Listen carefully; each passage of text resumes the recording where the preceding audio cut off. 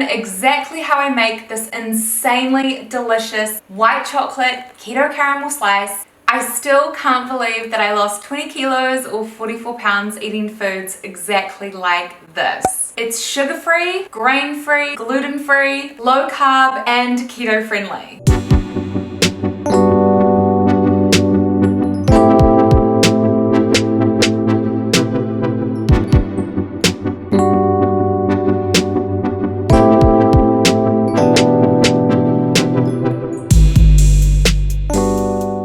My OG keto caramel slice is one of the first recipes I ever shared on my Instagram. And because it was so popular, I made a YouTube recipe video dedicated to showing you exactly how to master that caramel slice. Since then, I've made lots of variations of that original caramel, and this is the latest that I want to share with you. The recipe that I'm following is all on Welle Club, which is my recipe app filled with hundreds of low-carb, keto-friendly recipes. We have all of the ingredients, nutritional information, and method for every recipe on Welle Club. First things first, we need to preheat our oven to 180 degrees Celsius or 355 degrees Fahrenheit. I'm using a fan-forced oven. And we need to make sure that we've lined a baking dish with non-stick baking paper or parchment paper. I'm using a 9x9 or 23 centimeter by 23 centimeter baking tin. There are 3 steps to creating this keto caramel slice. The first step is making the base. This is kind of a shortbread biscuit base that our caramel is going to rest on. Once the biscuit base is made, we then tackle the caramel. This caramel, as you'll see, stays gooey and chewy, and I'll talk you through exactly how we achieve that. And then the final layer is the white chocolate layer. So let's get started.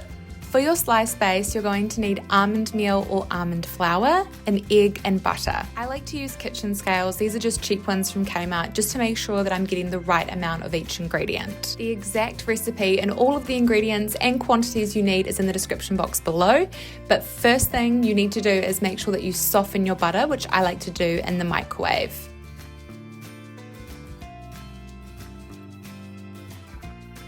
Then it's time to add in the rest of the ingredients to make your slice base. So I add in my almond flour and my egg, and then I mix this really well to form a dough. It makes quite a wet dough.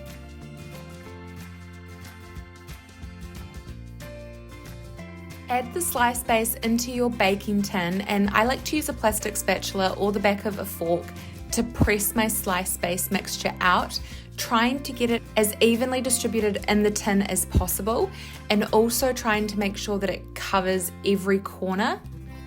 Once the base is spread out across the tin, it's time to bake it in the oven for approximately 20 minutes or until the base is golden brown. I have a whole video dedicated to my favorite keto essential ingredients for baking, and in that video I talk about all the different keto sweeteners that are available. I'll leave a link to that video in the cards up above, but today I am using 2 sweeteners, erythritol and stevia blend sweetener, and I'm also using Allulose sweetener. Both of them look identical, but they have quite different properties. Both won't spike your blood sugar, so they'll keep everything balanced and you won't have that sugar crash. I use the erythritol stevia sweetener probably the most in my baking and when I make desserts. The reason being that it's really easy to find. It's available at most supermarkets, and all you need to do is just check the back of the sweeteners to see what the ingredients are. The ingredients should be basically just stevia and erythritol, and that's it. If you see both those ingredients, this will work perfectly. The stevia and the erythritol are awesome because together they kind of balance out any aftertaste. Stevia on its own isn't the nicest sweetener. It has its own kind of aftertaste. And the same with erythritol. It has a little bit of an aftertaste or a cooling effect when you have it by itself. But with the stevia, I find that it's balanced out and it's really, really good. When you use stevia erythritol, it hardens as it cools. So if you've made my original keto caramel slice, you'll know that it has this kind of caramelly toffee kind of fudge-like texture. It's really good, but it's not gooey because it sets hard.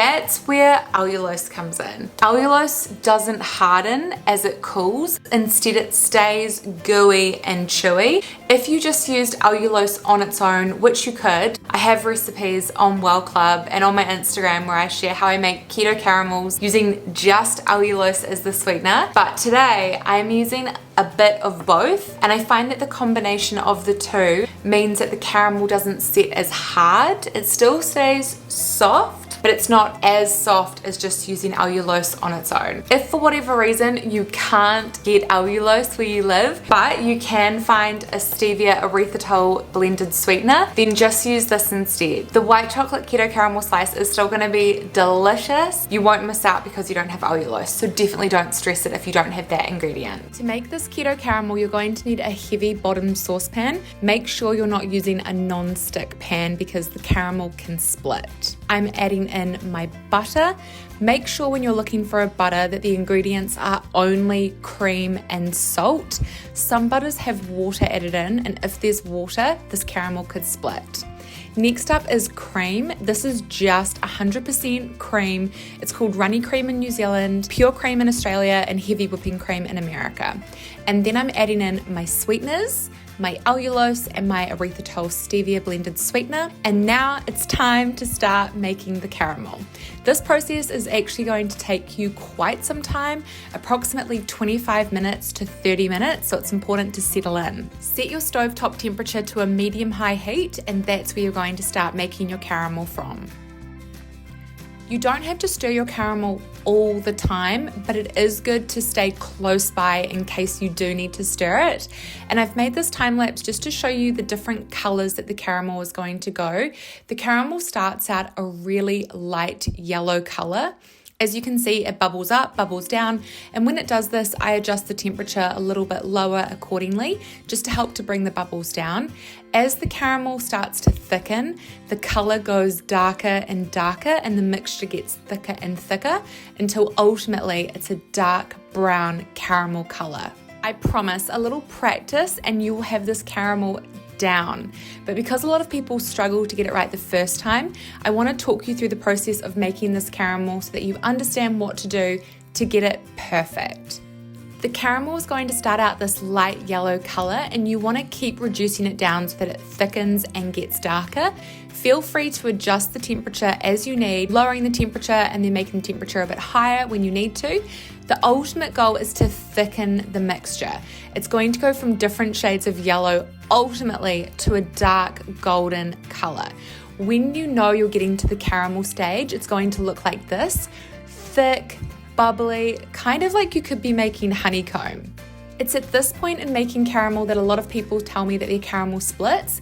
If your caramel does split at this point, add in a splash more of cream and then stir really quickly to bring the mixture back together.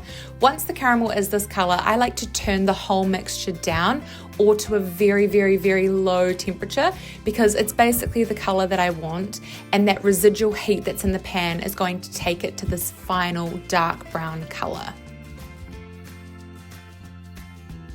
Your slice base should be nice and cool now after baking in the oven, so you can add your caramel straight on top of your slice base.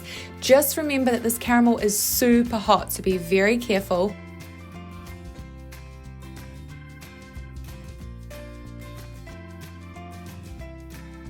Let it cool a little bit before putting it in the fridge or the freezer to set.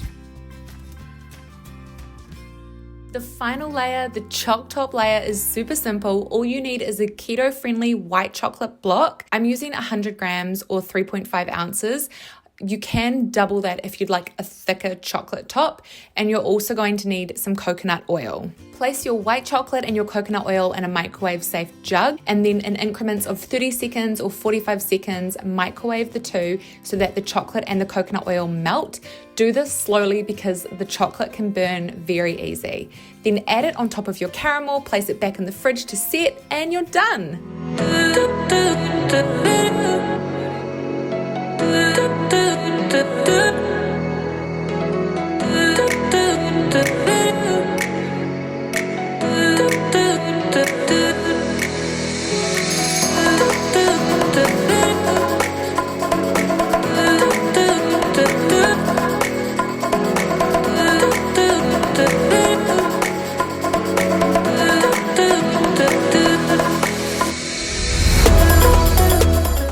so much for watching this video. I hope you enjoyed it. I'll see you in the next video. Bye!